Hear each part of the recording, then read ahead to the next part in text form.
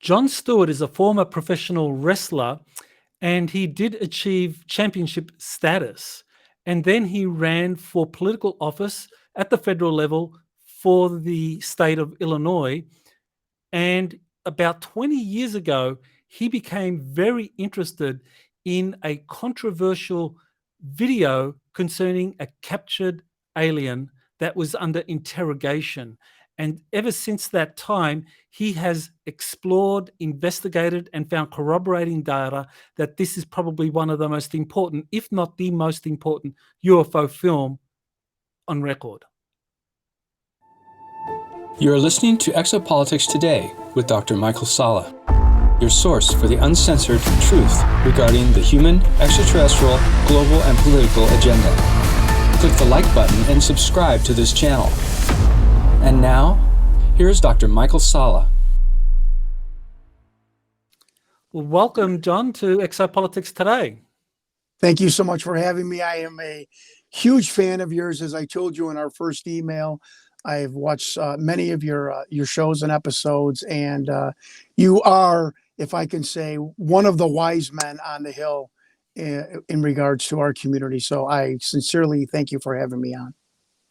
Well, it's a pleasure, and you have a really fascinating background. I mean, you did achieve some success in the sports industry, I guess, as a professional wrestler. I mean, you wrestled for, I think, several decades, and you did achieve heavyweight champion status. So you want to tell my audience that maybe don't know anything about you, about your professional wrestling career.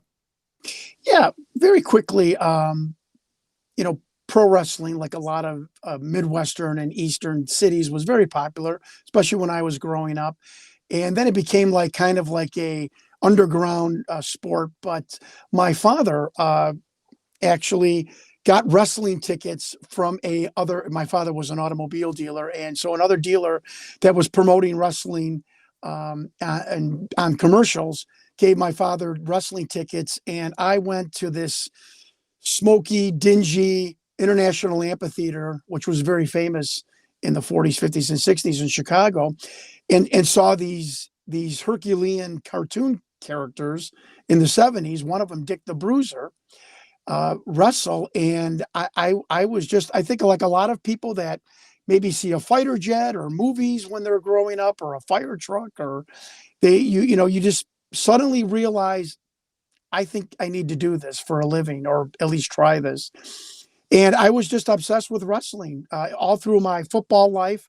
I was a very good football player in high school. I went to the University of Memphis on a walk-on, invited walk-on scholarship. And it was then there that a friend of mine met a wrestling promoter in a grocery store, and he said, this young kid came down here just to wrestle, and he's playing football for Memphis State. And 3 months later, for a guy that just wanted to step in the ring one time, I got in a character. I was winning matches on TV, still going to class, spent the whole summer wrestling. And I did that up until 2012, on and off. And my biggest stint was on ESPN for AWA, based out of Minneapolis. My boss was Vern Gagne. And again, for a guy that just wanted to step in the wrestling ring once, I was in wrestling for 3 years, and I was on the main event on ESPN. I tell a really quick, funny story. The shuttle bus from the hotel is taking me to the arena.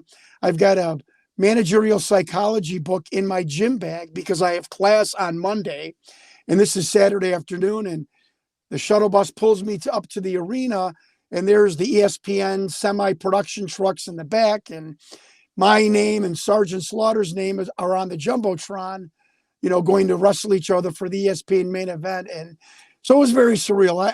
I was probably, other than Mike Tyson at the time, probably one of the most interesting 19-year-olds, 20-year-olds in America. And the thing that I'm glad you brought that up, not to pat myself on the back, but to tell people that it was my success, or the ability to at least become a pro wrestler, that gave me this foundation of tenacity. And you can do anything you set your mind out to.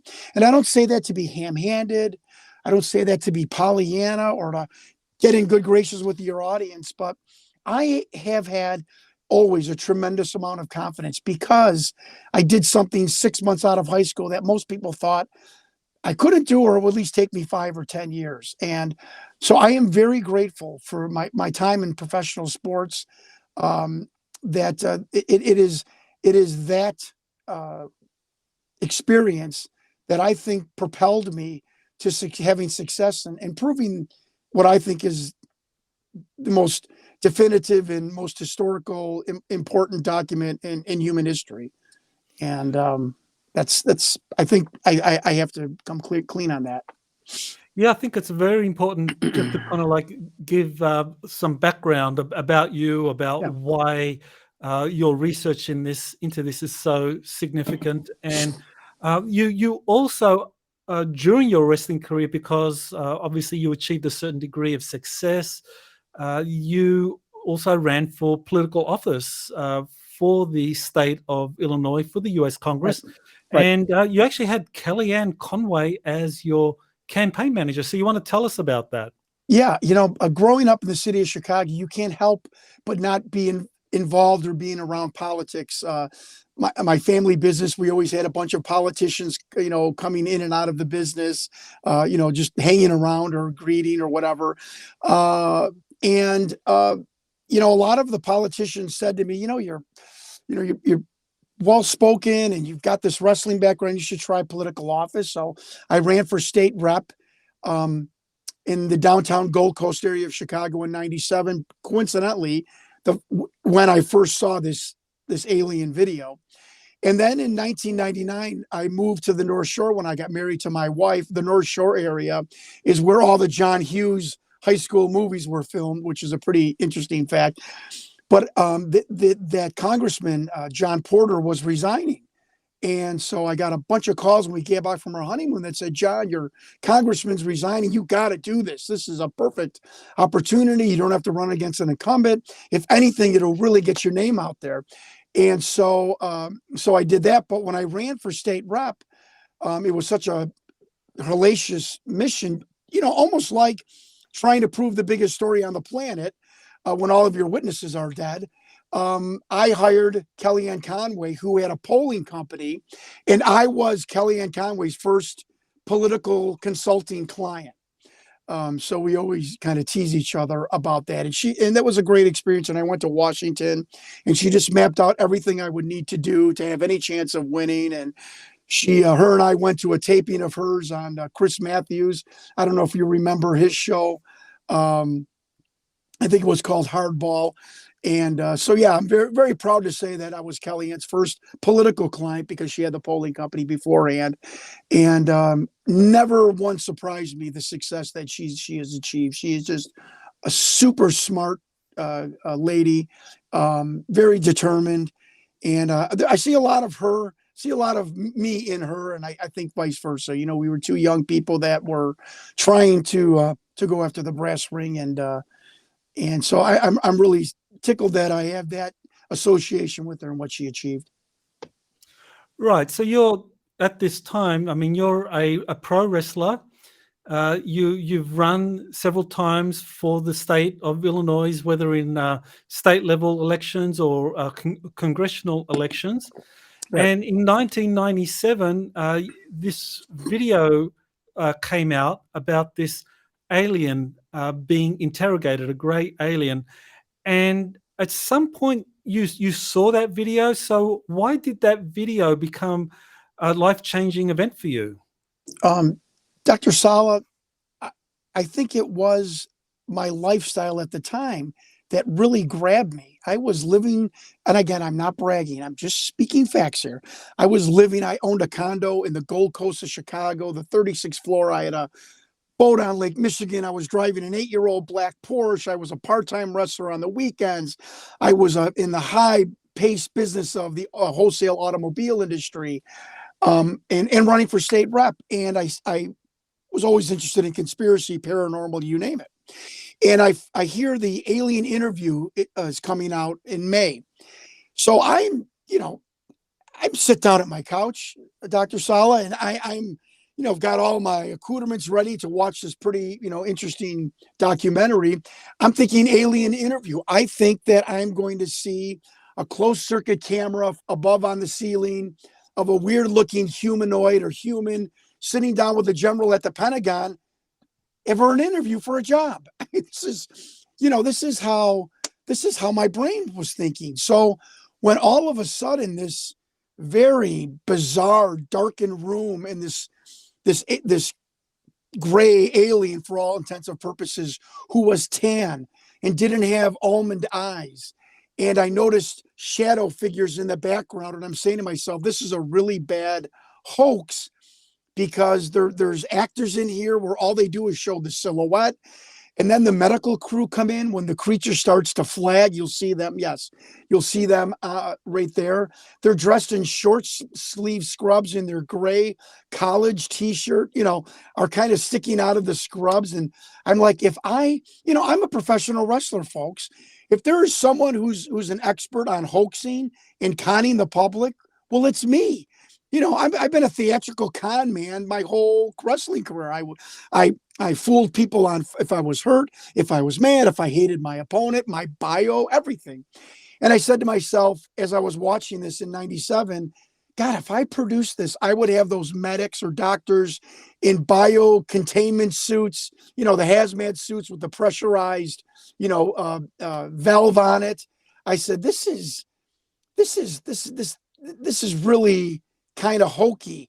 Not that the alien wasn't hokey, but that why would you let all of these items into this hoax where you could say fake hoax, that who would do that? And even the vernacular on the bottom, DNI/27, who we were told by Victor said Department of Naval Intelligence, even in 97, there was no Department of Naval Intelligence. Why, again, are you putting an acronym on your video that can be looked up and found out that it doesn't exist? Why would you do that? Even the worst producer in Hollywood wouldn't do that. So then all of a sudden during the film, during the viewing of it, I started to have a little change of heart. And when I listened to all of Victor's testimony, where he says, our perceptual framework, the aliens communicating to humans is like trying to put calculus into the grunts and screeches of a monkey. How could we back engineer the information from the alien or the craft? It was like handing a CD to somebody in 1800s Victorian England. And I'm like, that's really true. He says the creature started to medically flag. It took me 15 years, and I'm not jumping forward, but that is a archaic 1950s, 60s medical term. And I thought, geez, is a screenwriter in his 20s in 1996 really going to come up with a flag as a medical condition? And it was Victor's very pedantic personality, his behavior and speech, that made me say, again, the bells were going off in my head, and to say, Jon, this is your voice. This is your conscience. Something is not right with that video. And then on top of everything, that bizarre physiological monitor that did not go across the screen horizontally stayed in place and blipped up and down and seemed to coincide with the creature's coughing. Now, this is all before we hyper-examined the film. We enlarged the creature's face and whatnot. And when that documentary ended, I knew in some way, shape, or form, I was going to find out somehow the truth of it. And that's this film has always stayed in my mind. So when I get married, and 2 years later, and my wife and I move to the North Shore, and I run for Congress, I drop out to endorse the person that won the election, Congressman Mark Kirk. And before he won, he had Senator John McCain come in for a rally. And I hope I'm not speaking too fast, so I'm going to slow down here. So it was at a rally that I took a picture with Senator McCain. And before he walked away, I said, Senator, can I ask you a question? Do you know what the Department of Naval Intelligence is?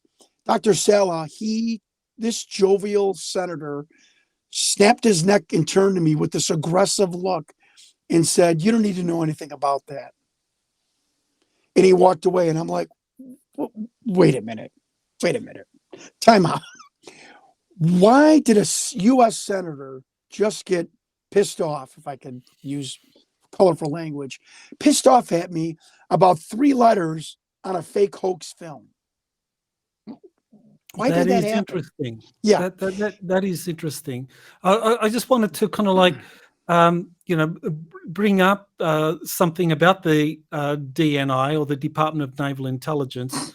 Well, one of the things about that is, of course, you have Robert Lazar, that he came out in 1989, I think it was. He correct. came out and he said that he worked at the S4 facility, Papoose Lake at Area 51, and he produced a pay slip. And that pay slip, sure enough, it shows that he is being paid by the United States Department of Naval Intelligence. And of course, that set off a furor because, as you pointed out, people were saying that there is no Department of Naval Intelligence. There's the Office of Naval Correct. Intelligence. That during the Second World War, there was a Department of Naval Intelligence, but that only lasted for a short time. And I've actually interviewed another Navy veteran who's since passed, William Tompkins, and he said that the Department of Naval Intelligence was set up to deal exclusively with the extraterrestrial or UFO phenomenon, that it was responsible for that. So, Robert Lazar's story supports that. And what you saw and what you identified in the Victor film, like the DNI initials in the screenshots that you sent us, I mean, that supports the existence of this officer of this Department of Naval Intelligence that is responsible for UFOs, extraterrestrial life. Yeah, and I text a former naval aviator, professor of invertebrate studies. I always say that about him because he's so intelligent. I'm so proud to know him, who was a naval aviator and has 6 children, high school teacher, all the hallmarks of a liar. I'm joking. I'm being snarky, but just this legit, upright, straight shooter. And I said, Michael, what is the DNI? Dr. Saleh, he wrote me back in 7 seconds. He goes, that's the Department of Naval Intelligence. I'm like, is it real? He's like, of course it's real. I said, well, that's interesting. How do you know it's real? He said, because they tried to hire me before I went to aviation school in Pensacola. I said, they did. He's like, yeah. I said, well, what is it? He said, John, very simply put, it's the CIA arm of the Department of Navy. And I said, Michael, why can't I find it? Bombshell number 1. He said, John, it's an agency and it's buried in ONI. He said, so, you got to go to the ONI before you can get anywhere to the Department of Naval Intelligence. He said, it's an agency, it's an arm of the ONI, a secret agency, a secret arm of the ONI. And it's basically, he said, quote, it's like the CIA for the department, for the Naval Department. And I fell off my chair when he told me that. And I said, well, we've solved that. That's one check mark off the list, that this hoax video has put in an acronym that is a secret naval agency comprised of basically the CIA arm of the Department of Navy. So we've proven that. So how would again, I'm going back to the second tier production company in 1996 with a screenwriter. So a 23, 24-year-old screenwriter in 1996 California, but really before the internet, is going to know that the DNI really does exist. It is a secret agency of the Department of Navy. Come on, please. So it sounds like an insider kind of leaked that Victor video of the alien being interrogated. So that came out in 1997, and you saw it shortly after it came out. So at what point did you decide that you wanted to really investigate this video and prove that it was real or false, whichever way your investigation took you? Sure. It was during COVID, and I had a Hollywood producer friend of mine, and he was going over certain things. He's like, John, everyone's indoors. We need a cheap documentary we can produce. We were just going back and forth about ideas and stuff. And I told him about this film. And after that, I'm a workaholic, and I don't say that proudly, but it was really the first time because of COVID that I had time off from my career or occupation that did not include being sick or on vacation. And I'm not saying I was visited. I'm not saying I heard voices. It's my inner conscious one day. And I was sitting in my driveway. I'll never forget the day. I was sitting in my driveway in my car, and I had gotten home early. And I said, this film was bugging me all day. We're talking, 20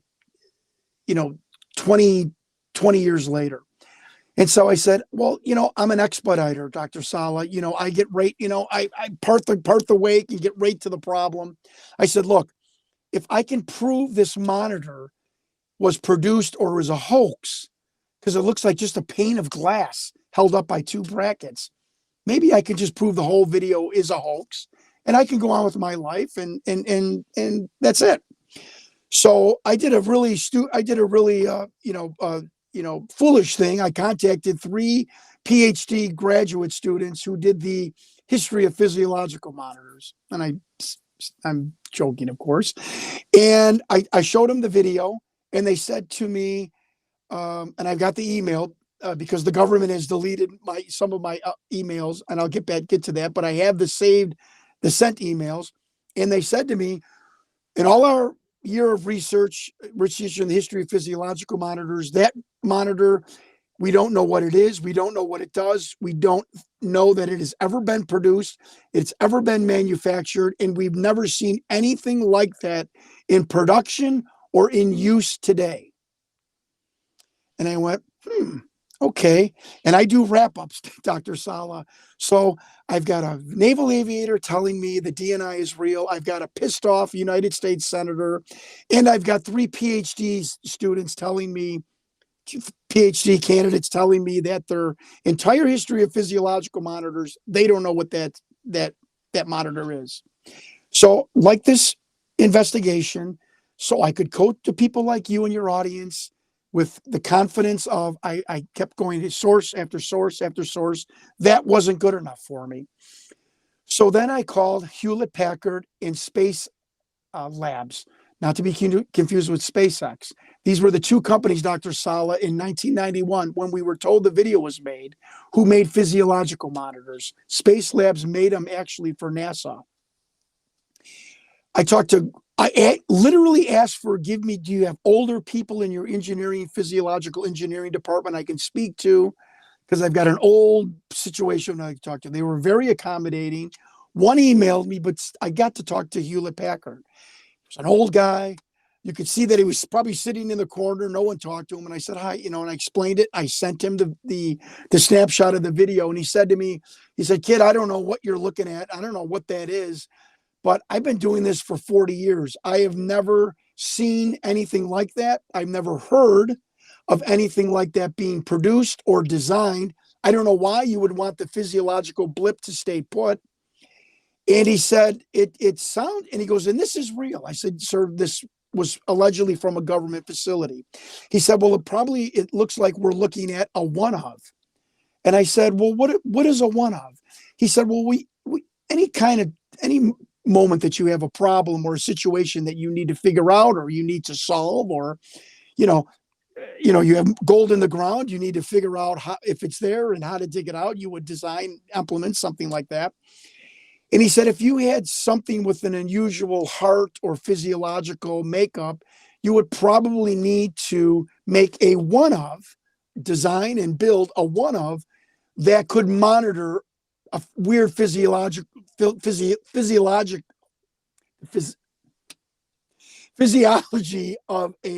that being. And I told him that this is a interview of an alleged off-planet being. He did not laugh at me, didn't hang up.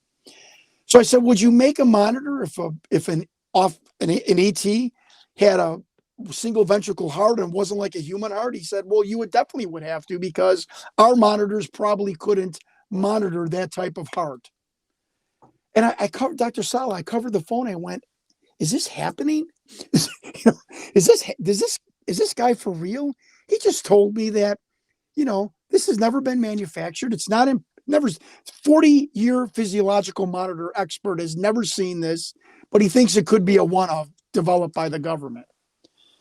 Well, that was it. That I was off to the races of this. There's more. I've got to prove the provenance of this film.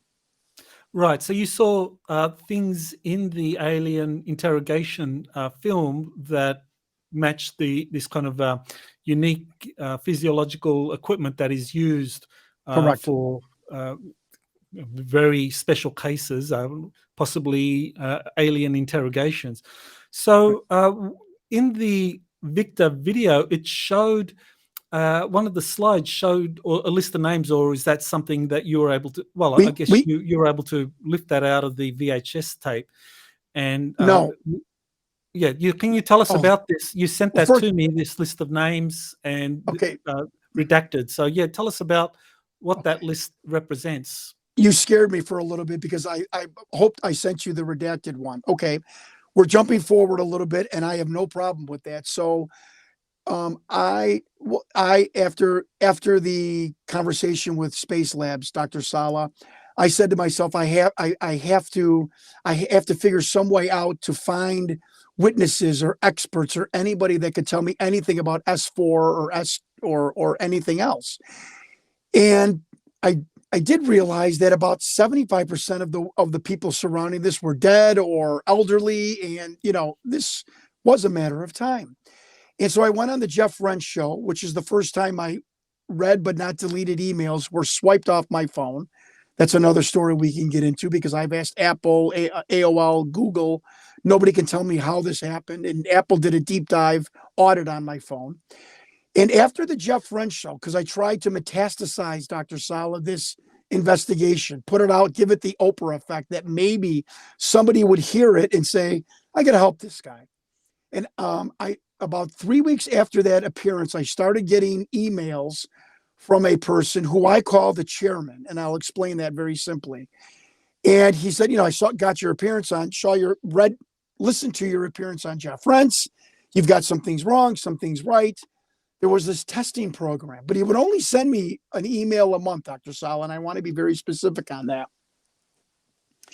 And on my birthday, now I'm professional wrestler and a politician. I think you could find my birthday pretty easily, but I found it coincidental that on my birthday, about 9 months after I went of this testing period, this guy is for real. Is he gonna do a good job? Is he a good researcher? On my birthday, I get the from the horse's mouth, and I open up the email, and the email was, from what his words were to me, this email was a report taken directly from the Defense Intelligence Agency regarding the unauthorized viewing. They didn't call this a theft because the film was taken from out of Area 51. They called it an unauthorized viewing. And a lot of people are like, that is interesting. I couldn't make that up. It said this was the date of that film that we saw with the alien. This was the time of it. And these were the military people and the men in and behind the viewing partition, because they were behind a viewing partition with the cameraman. And folks, that I literally froze in my car. I remember I was at a McDonald's parking lot just outside of Gary, Indiana, traveling, and I was frozen. I to see these names, it was like I don't know. It was like it was. I can't describe the feeling of actually seeing the names of the men were there. And as Linda Moulton Howell told me, because I've shared this report with her, she's like, "You have gold here." I said, "Why? Why do I have gold?" She's like, "John, I've never heard of one of these people. And in ufology, when you come up with names that no one has ever heard of, yet you can Google them," she said, "This is either the most elaborate hoax on the planet starting in 97, or you have been given the names of the individuals looking at this alien." And so, again, go ahead. Do you have any question? Yes. So you were given this list and you began to do some due diligence on that list. And so What did you discover about the names? And Yeah, I assume that you did those redactions, so you have that list of names. So yes, you were able to yes. investigate those individuals. And so, what did you find? Just fascinating. First of all, I want Dr. Sala. I am an open book here, so I want to tell everyone this.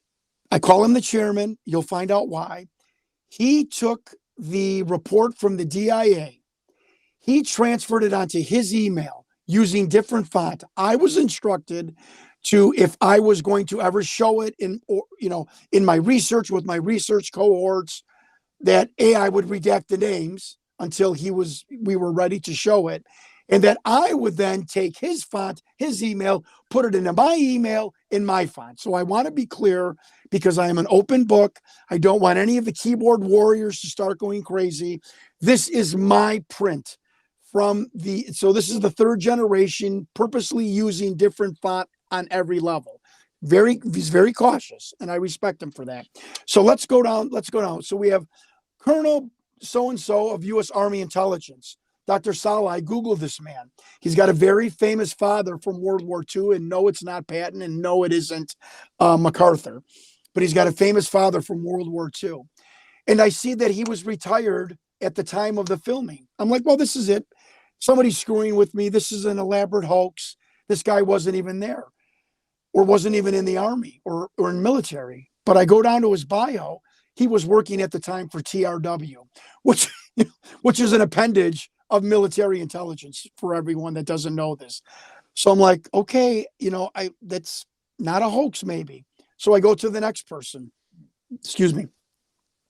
Dr. So-and-so, U.S. Army Medical Corps. Dr. Sala, I don't even know what the Army Medical Corps is. So I Google him. This is a doctor who was about 80 years old 3 years ago when I Googled him. Nothing on him. Nothing. How could a doctor have no bio on the internet, not awards or anything? And I learned from Don Schmidt, the Roswell expert, it's called being sheep dipped. They kind of zoop, old Bob Lazar trick that they performed on him, I think, where they just kind of erase things of your lineage.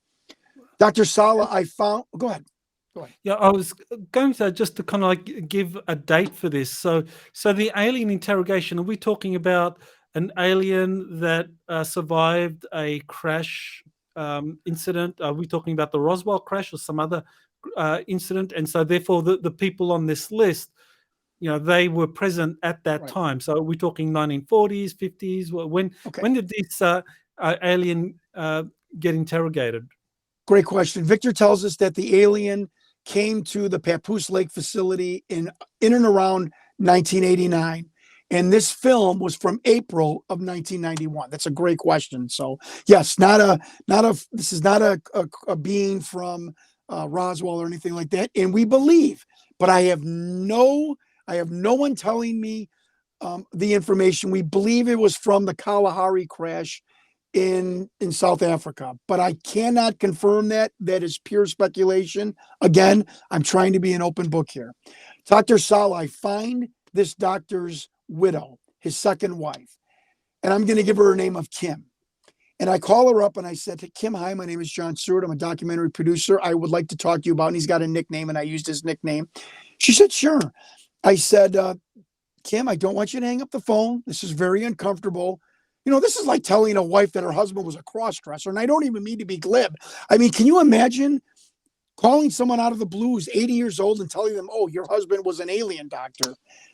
But so I did, and I said, he worked in this program. I would like to send you the video. And I stopped talking, and there was silence. I'm like, oh, God, I'm going to get hung up on it. She's like, well, that's really interesting. I said, Kim, why is that interesting? She said, John, I'm 80 years old. All of our friends are in their 70s and 80s. A lot of them have been in the military. And when we've always gotten together for the past 25 years, my husband never talks about anything of his experience in the military. She's like, John, yeah, men keep their harsh combat stories to themselves, but anybody in the military service has funny stories about their drill instructor or their first assignment or where they did basic training, so on and so forth. And she's like, every time we got together with people from Vietnam, World War II, Korea, She said, my husband would never, he'd be mum, tight-lipped. And we got into a couple of arguments about it because he never wanted to talk about his time in the U.S. Army Medical Corps. I'm like, Kim, what is the Army Medical Corps? She said it's the unit where the doctors for the Army exist. And so here I have a man that worked for TRW, a widow telling me that her doctor husband, who was on the list, never talked about, he's dead, never talked about his experience in the Army. And I'm thinking, this is getting kind of strange and bizarre. So I get the line, and I find it funny. Even the DIA didn't even know who this person was because it was question mark, question mark, question mark. Or maybe the chairman did it. I Google the next person, Dr. Craig, and thank God he's redacted because I don't, want his. He is still practicing medicine in Connecticut. I've called his office several times as a documentary producer, not the nature, and he refuses to call me back. I was even going to make an appointment, and which I still might, because he still doesn't. Well, he might have been contacted now. What's going on? But I'd like to make an appointment with him and go into his office and tell him, here it is. Here is bombshell number 2, Dr. Sala. The creature we see has a respiratory or breathing issue at the end of the film, right? He is coughing. The creature is gasping for breath. Do you know what that doctor, I'm sorry, I'm getting hyperbolic. Sorry. I'll calm down. Do you know what that doctor did in 1991? He worked for the VA. Do you know what he specialized in 1991? Pulmonology. So let's backtrack. I get this list of men. One of them back in 1991 was a pulmonologist. How do you find, how could that even how could somebody even find that and put that on a list? So I'm like, this is really, really, really getting bizarre. The next person is an admiral, a vice admiral with naval intelligence. Are we talking here about Admiral Bobby Ray Inman? We are not. Again, Okay. Linda Moulton Howe, quote, I have never heard of any of these men before in my life. John, you have gold. Okay. I'm not the expert. You people are. And I don't say that disrespectfully, but people like yourself are the experts. So that's what I'm being told.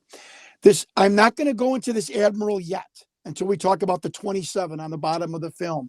All I can tell you was that this guy was so high up on the food chain that I got nervous. The next line, Captain of Naval Intelligence. So I Google him.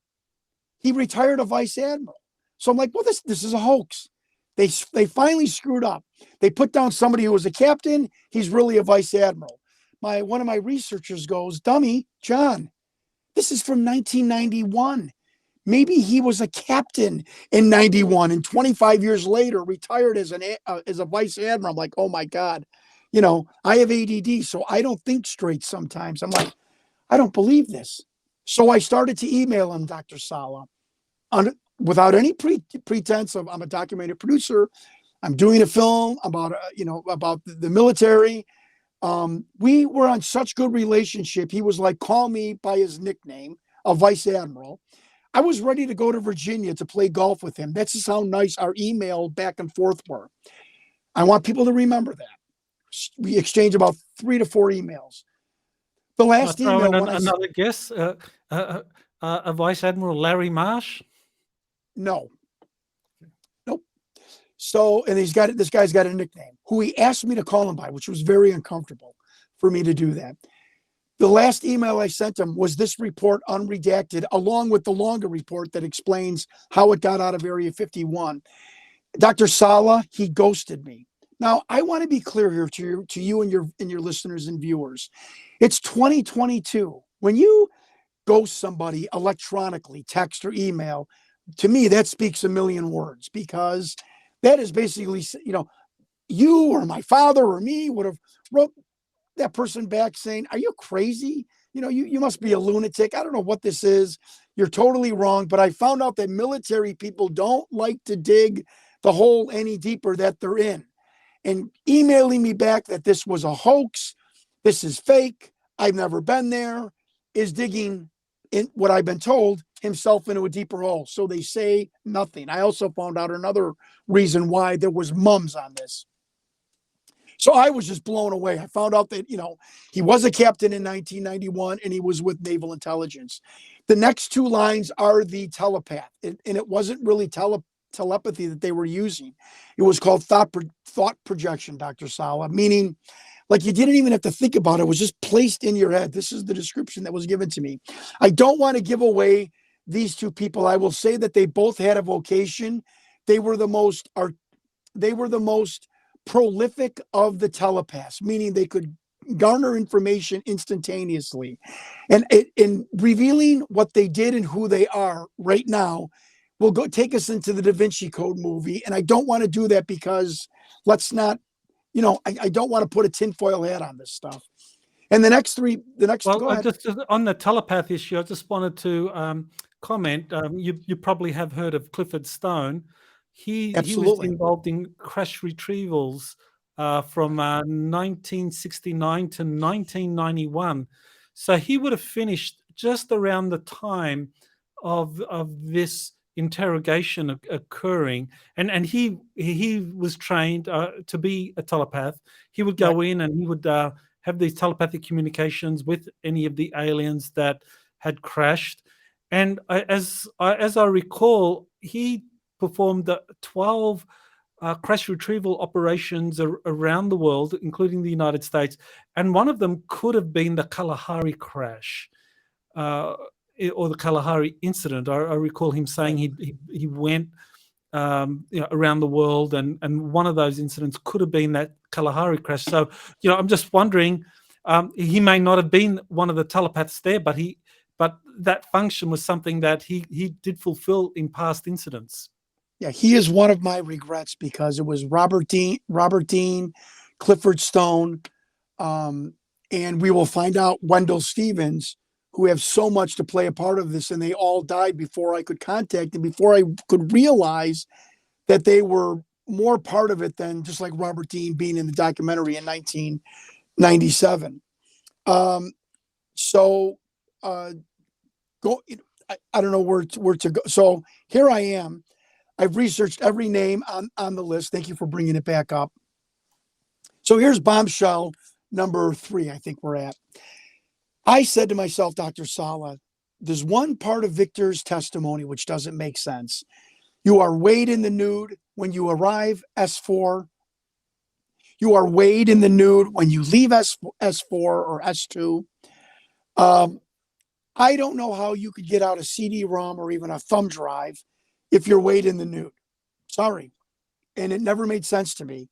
But the report from the DIA, I was told from the chairman, there's another page of this, which goes into detail how it was taken out. And it's the Ocean's 11 movie. I think it was Ocean's 11, where the money was let out of the casino on purpose. And the report simply says, when the visitor, which he's called, and also we have to go over the new designation of extraterrestrials, which I hope I do not forget to tell you. When the visitor started to have a respiratory issue, the interview was terminated, and a United States Air Force policeman escorted a United States Air Force cameraman and the film back to the Groom Lake Photo Lab. Now, again, if you were hoaxing this email to me, wouldn't you say he was escorted back to the Area 51 or the Area 51 audiovisual lab? Specifically, he was, and I just find it weird that little sayings like that, along with unauthorized viewing instead of a stolen film, it barks, military. The cameraman was taken back to the Groom Lake Photo Lab. 3 days later, not that night, not that day, not a day later, 3 days later, the report says, the cameraman made 2 copies. One was for file, and the other copy he placed in a GSA, folks, listen to me. He placed in a GSA burn bag for disposal. And it was in this burn bag that was in his gym duffel bag that was then taken off the base of Area 51. Now, I cry bullocks. Come on. How can you get your bag with something in it, especially a burn bag? Then I find out through 2 different witnesses that on certain days, the security at the Air Force security at Area 51. I think it's Wackenhut is the outside perimeter security. Inside, it's U.S. Air Force policemen. Many of those people were very lax. And when you could encounter one of these security guards, he might not check your pockets. If he's been seeing you for a couple of years, it might be a wave through or just a real quick look-see in your bag. But the mystery, to me, the hoax, the anti-hoax of there's no way someone's getting anything out of S4 or S2 has been proven. I got the proof. It was let out. And it was a second copy made. It was then, the report says, and I will give the name because he is not Victor, even though I thought he was Victor. The report goes on to say a DIA employee named Joseph Yeager then assisted the cameraman on the sale of the film to a third party. After the sale of this, the film was then ended up with Wendell Stevens, who gave it to Bob Dean. Bob Dean put it in a safety deposit box in Paradise Valley Bank in Arizona. I did the FBI raided that bank and didn't find it. I'm not jumping forward. I did a FOIA on that raid and was turned down, said I could not know any information on Robert Odell Dean because he wasn't related to me, but I did do a FOIA on that raid, but nothing was found. We have been told now the FBI did not find anything at this bank. Let me give you another little bombshell. Not only was before we go there, sure, John, sorry. I just wanted to bring up that image that you sent me of the aerial view of this. I guess that's the lab that you were talking about, the photo lab at the S2 area of Papoose Lakes. So you want to kind of talk about this image Sure. that you sent me? Okay, so this was sent to me, and everyone uses S4. It's almost like saying I wrestled at Madison Square Garden when really maybe I wrestled in the building next to it, but you tell everyone Madison Square Garden. It's the overall, general phrase a lot of people use, like Lazar and whatnot. Of course, Lazar did work at S4. But we have now basically proven, or through such a high degree of testimony, that the alien housing complex, this is what it's called, the AHC, is not located in S4. We have the schematics of S4. There is no viewing room. There is no alien housing. The aliens in the past were housed beneath this building called S2, Sector 2, and that building is called Annex 2. And that satellite is showing the entrance to S2. We are told that you pull down a ramp, you make a left turn into a parking space. United States Air Force policeman, a security guard, comes out with an exhaust hose, puts it on your exhaust pipe. You go into the office and you exchange badges to let you into S2 and then into the S4 complex. So here is probably something that's never been heard. There is where underground the aliens were housed. And we've proven that because we have the schematics for all the levels of S4, and there is no housing for creatures or visitors. And there is no viewing room. There is no, as they called it, the ambassador suite. And I find that funny too, the ambassador suite, these beings, these visitors, as they called them, the United States government viewed them as ambassadors from other planets. So I find it funny, again, through this vernacular, we get another clue of not a hoax, of Victor calling and another person calling the interview room the ambassador suite. And a suite is really a more comfortable room for anyone that occupies it. And in Victor's testimony, he talks about the government's perceived perception of trying to, care about the creature's comfort. So I do find that funny, that ambassador suite. I did want to talk about what Victor had said, but with that image that you showed of the S2, I mean, how did that satellite photo come about? I mean, is that... I can't say that right leaked? now. It was leaked to me. Yeah, I cannot say that right now. Yep. I see. Okay, so this is something But it that was not brought somebody from the you. military. Again, I'm an open book. I try and be as honest and disclosure as much as possible as I can, because the documentary is still not out, so it's coming. And I know I've been saying that for 2 years, but Mm. I can't say that right now. But it was not a military person that leaked that to me. That's all I'll say. Okay, so you spent a lot of time investigating that the Victor video of the interrogation, and Right. the list of names, Right. the different aspects of the video itself in terms of Victor, and I think you've consulted experts in cinematics and We did. photography and videography, and they said that this was not a fake video. So you want to maybe tell us a little bit about these experts you consulted that said that this alien interrogation video that Victor gave or put out was not fake. Right. So Victor says that he transferred the film to VHS, and that was given to Rocket Pictures. And so, again, so I could go to people like you and your viewers again with, oh, wow, this guy really, really followed the breadcrumb trail. I hired Bill Mums, and Bill Mums was hired by National Geographic. I think we're familiar with that company, to hyper-analyze the Patterson-Gimlin Bigfoot film from 1967. So I hired Bill. It was very expensive. And Bill said that he is 99% sure this was filmed on 16 millimeter film. Why is that important? Well, it's important because the government back in 1991 was still using 16 millimeter film for very special projects or special filming, like an alien interview.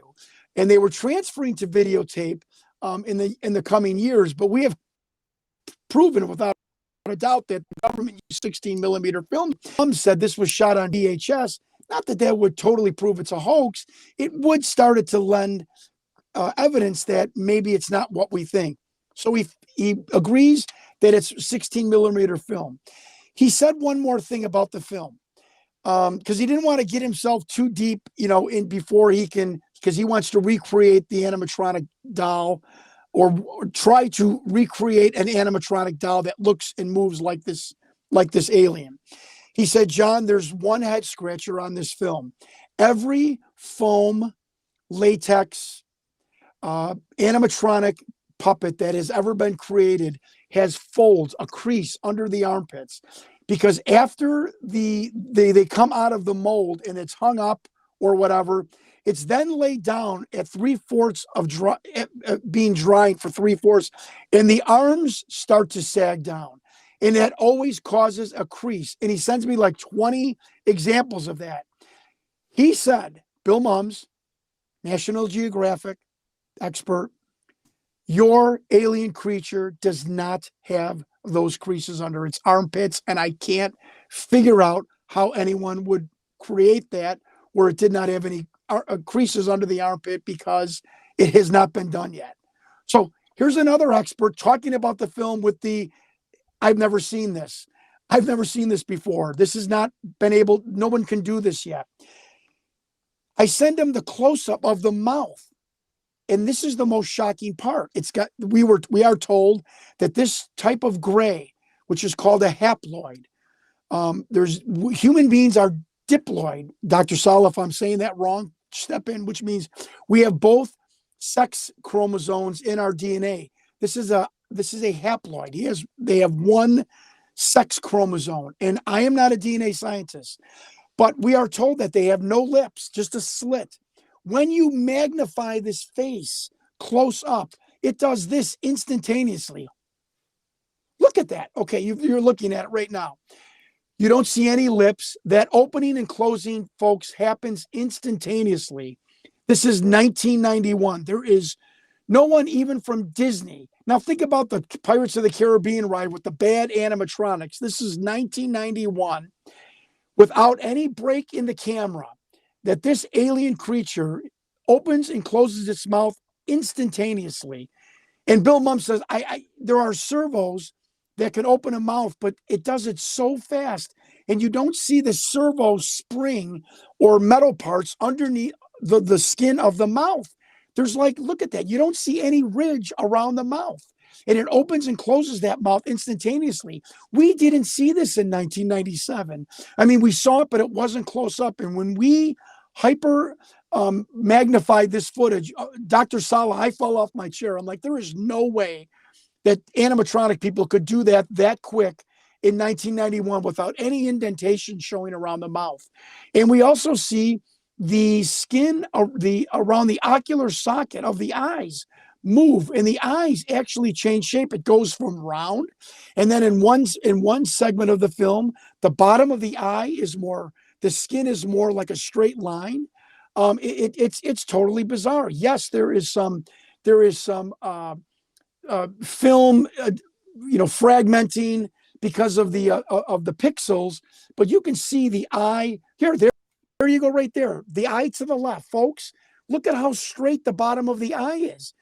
Now, Dr. Sala, if you go back to the picture before, you'll see that the eye is round. I'm not saying that was totally impossible in 1991, but look at the eyes round, folks. I mean, so we have a strip mall production company who has now created the most highly advanced animatronic doll in existence, spending hundreds of thousands of dollars on a budget of about $75,000.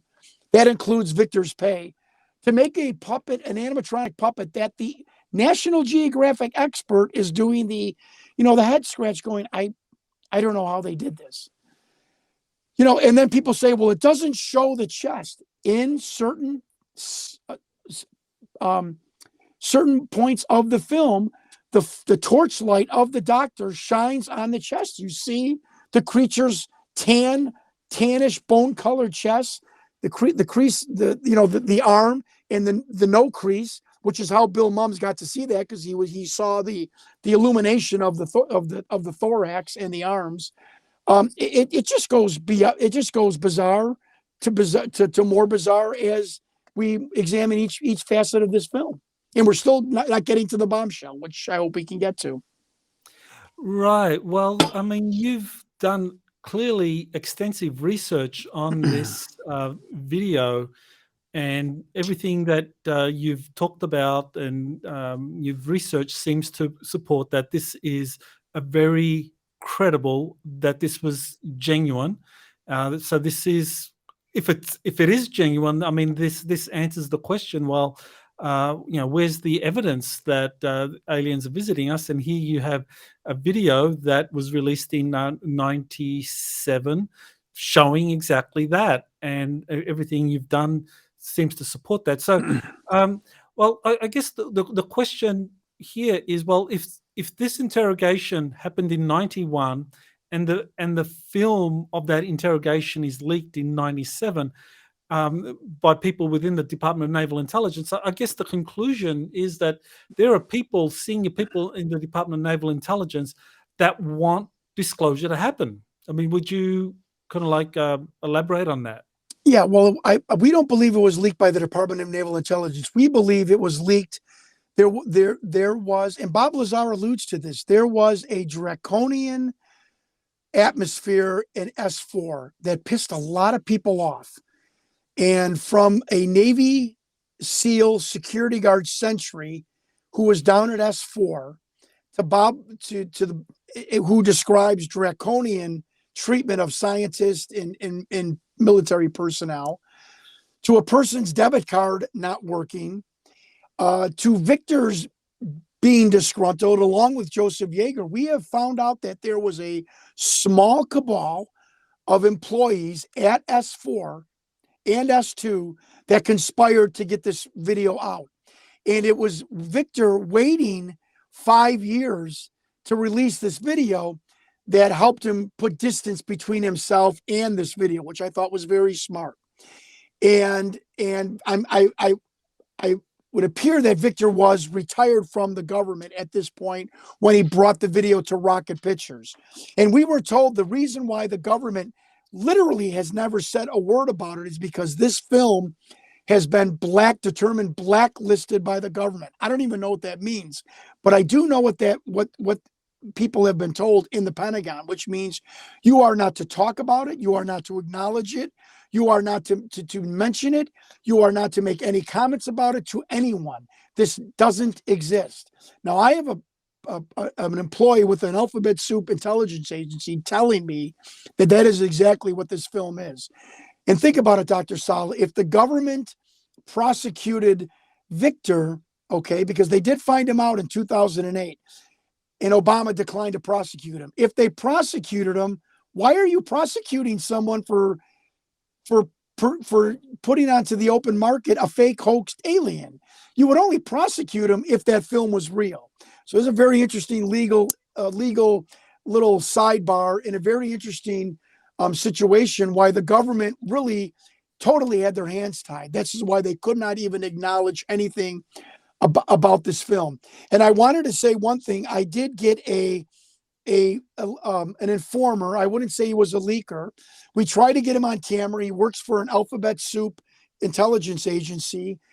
And when I sent him the questions we were going to ask him in the documentary, he absolutely ghosted me for 4 months. I had to beg his friend who put us together to at least tell me that he's alive, or if he's not alive, or if I'm in trouble. And the text message he sent me, Dr. Saleh, had so much Pentagon coding and vernacular in it that it was beyond belief. And he basically said, I was told by a higher up that you are on the watch list. I cannot talk to you. I can never talk to you. He used cease and desist. He said that you are on the watch list now with the Pentagon for numerous FOIAs, the nature of the FOIAs, your overseas emails, and the questions that you submitted, and the nature of your documentary. I was a little scared by that. Yeah, I just wanted to add something that lends plausibility to your explanation that people within the S4 facility were disgruntled by the draconian security, and that they leaked that Victor video or allowed it to come out, and Victor then ran with it. There was a whistleblower, an insider, a super soldier, actually an assassin by the name of Connor O'Ryan. This is the man I'm talking about. Yeah, his debit card. Derek Hennessy. Derek Hennessy. He was interviewed by Wendell Stevens, and I think Robert Dean may have had something to do with him as well. And Sean David Morton also was involved. But this was a real assassin who was trained. He was a former Navy SEAL, and he would work out of the S4 facility. Correct. On rotating, and he'd be doing things, and he kind of like got out for a little while, and he leaked a lot of stuff. He released it to Wendell Stevens, and eventually Wendell Stevens, after sitting on it for 10 years, decided that it was real and then released it all. So Derek Hennessy, I mean, you said this is the same guy. That, do you think he was behind the release of the file? He says it himself that there was some of the people that post stuff on YouTube, you're my heroes. Somebody finds a segment of Derek Hennessy's testimony. He talks about the because Victor was a biologist. He was a scientist. And Derek Hennessy talks about a biologist who was in charge of the deceased beings in the full-size tubes full of solution. This biologist was in charge of those deceased aliens. So we all believe this to be, he's speaking of Victor. And then, Dr. Saleh, we find an email from 1999 from a major named Thomas Mack. And he says in the email to a man named Rick Bossman, I was the project leader for Project Aquarius, which was the umbrella project for all things concerning ETs and aliens and their interaction with the government or people or everything in between. And it says in the email that, Dan Burrish worked on the project, find Rick Doty. He's a New Mexico State police officer. He's a real neat guy. Yes, this project is real. I was from the 70s to the 80s. We've got a picture of him at Area 51, which looks like a summer camp, with the painted white rocks. Interesting stuff. We find out that this man, this Thomas Mack, was a beloved figure. And he says in the email, I have many things about the government that I could embarrass them. And he dies 9 months later of a massive brain hemorrhage. I'm not alluding to the government doing that because his family said that there were strokes and aneurysms were common in their family. But I do find that extremely, the timing of that extremely bizarre. So we have another hidden bizarre email that we find that also says this project is real. Let me go back to the leaker that ghosted me, that really scared the crap out of me, and still to this day. This is bombshell. This isn't the final bombshell. Dr. Sala, what I'm going to tell you, I've only said one time. Now this is what, if anybody in the Pentagon is at home having coffee, they're going to do a spit take when I say this. The new designation for aliens by the Pentagon is SABER, SABER, synthetic astrobiological extraterrestrial races. So if you want to be your hero in your UFO group or community, lay that on them.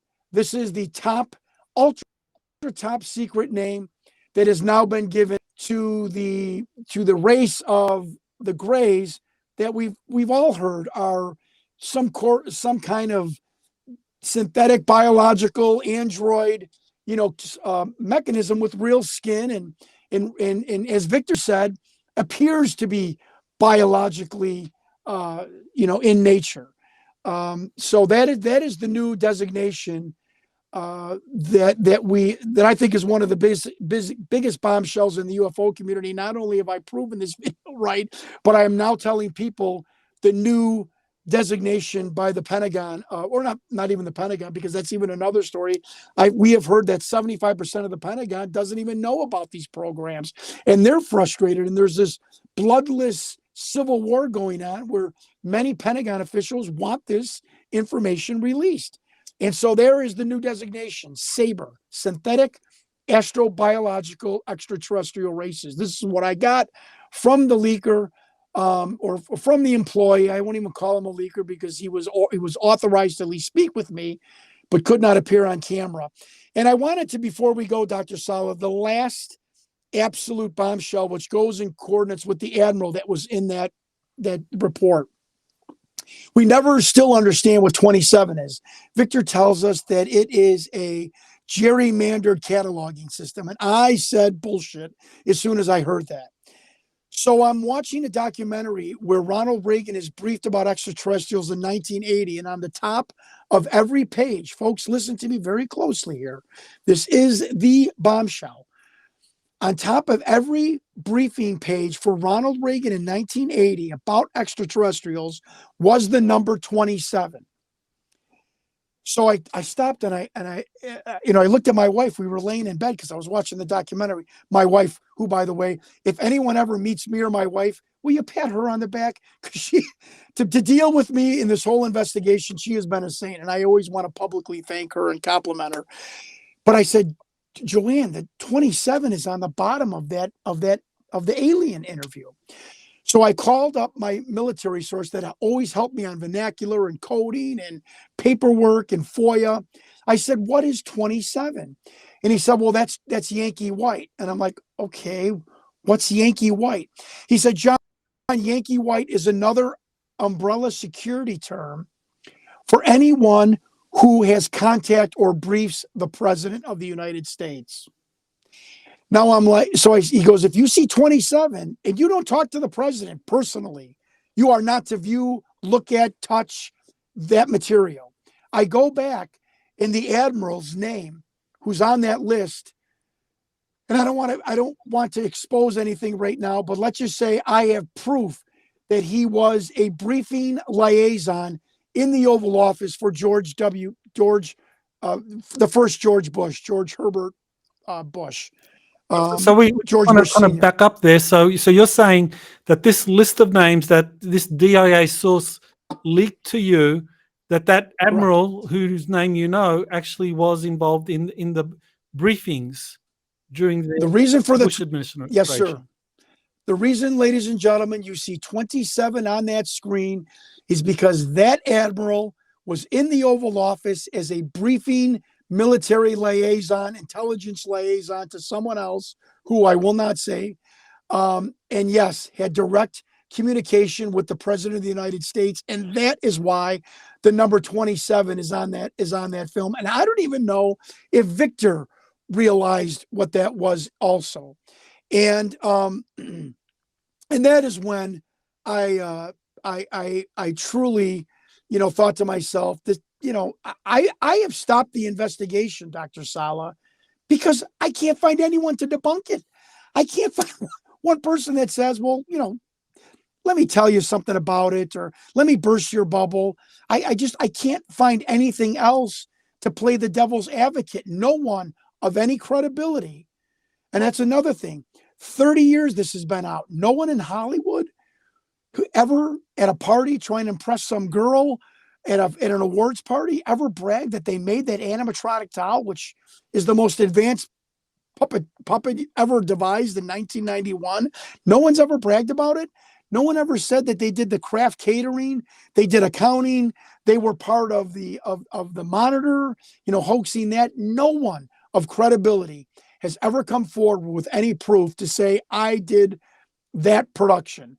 And I find that striking too. So I concluded my investigation because I can't find anyone to play the devil's advocate.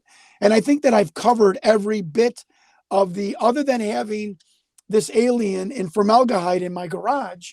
I'm at the end of really proving what a Vatican official told me in Havana, that you're looking at the most important historical document in human history.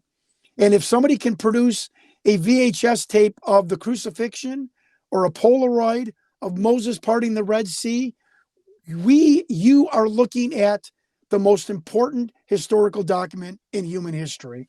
And we proved that the government filmed it, period. Now, you have recently completed a trailer to, I guess, a documentary that you've created on your research into the Victor interrogation film. So you want to tell us about this trailer that you made before we show it? Yeah, the trailer is basically what's called in Hollywood a sizzle reel. And this is something that you would send to an executive from like Netflix or Hulu or HBO. And it basically gives gives what the documentary is all about in a very theatrical Hollywood production. But I think it's very interesting and it's very well done. And it just speaks exactly what our investigation proved. And you'll see that. Okay, so we'll play that now, and then on the other side of that, we'll just kind of wrap up. So let's play that video clip. I don't think the government considers me an enemy, but I do think that the government considers me a threat.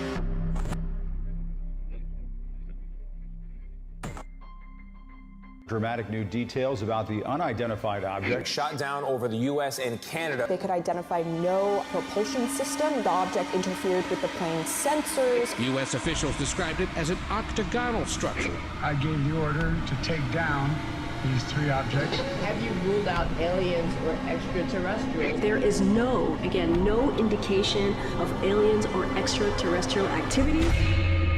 The government hasn't just been lying for weeks. It's been lying for decades.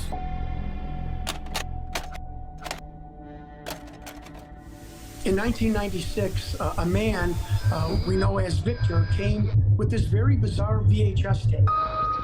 This VHS tape showed a 3-minute segment of an alien creature, and Victor was emphatic that this was a true video of an extraterrestrial taken out of Area 51. Initially, when I looked at this film, I just wanted to find the truth. I asked Senator McCain about this film. He turned to me with this aggressive look, and he said, "You don't need to know anything about that." And he stormed off and walked away from me. No one in the government would give me any answers, so I went to find my own. This tape has completely engrossed and encompassed my life for the past 2 decades. We wanted to know what was on that film, what was exactly that creature, where it came from. In this investigation, we spoke with animatronic experts. We spoke with video experts. We spoke with people in the medical field that are experts on physiological monitors. We talked to numerous military whistleblowers who came forward to us, gathering intelligence in places like Havana, in London, and all over the Southwest United States. We are totally confident, beyond 100%, that this film was filmed by the government. We show that it is valid and it is not a hoax, and everyone's got explaining to do. Our government has lied about UFO information, it's withheld UFO files, and even spied on UFO witnesses. It's not just this tape. This tape is the tip of the iceberg. The Pentagon now confirms the existence of a secretive program. You're calling out the military-industrial complex. That's no small matter. There's so many questions out there. It's a great mystery. This video is going to force them to at least tell the public, yes, they're here. What is that? And we've been covering it up the whole time. What are these objects? Who sent them? Do they know something that they're holding back? That's pretty intriguing. The importance of this investigation is that it's proving beyond a shadow of a doubt that we are not alone. You are saying that this is a wake-up call. We're talking about exposing, for all practical purposes, the greatest cover-up and the greatest secret in mankind. So that's a really fascinating trailer to this documentary that you plan to release soon. Or when will that be released, and how can people get it? One of the criticisms that I have is this: it's coming. So I have been saying that for 2 years. I never understood, as much experience as I had in Hollywood, the glacial speed of everything. And I apologize for that. I am quite confident that we will see something at beginning of fall, late summer, beginning of fall. Definitely something with this year. I promise that. So where do people go, John, if they want to find out more about what you're doing, your investigation, and if they want to find out about the film itself, if they want to watch it? Yeah, we will make an announcement when it comes to streaming services, of course. But I like one of the nice hallmarks of my investigation is, and I don't say there's nothing wrong with this, but I don't have a website where I'm not I don't have Patreon, or I'm not asking anyone to click and subscribe. Not that there's anything wrong with that. So I encourage everyone, and I've been getting a lot of emails, and I answer them very promptly. So I would just encourage anyone, any comments or anything to do with this investigation, I strongly urge you to email me. In my email is my full name spelled a little different. It's Jon, Jon, without the H. My middle name, Alan, Alan, and my last name, Stewart, Stewart, at AOL.com. You have been listening to Exopolitics Today with Dr. Michael Salla. Please remember to like, share, and subscribe to this channel. Join or start a conversation in the comments. Take the time to explore the vast library of best-selling books, webinars, and podcasts by Dr. Salla. Visit exopoliticstoday.com.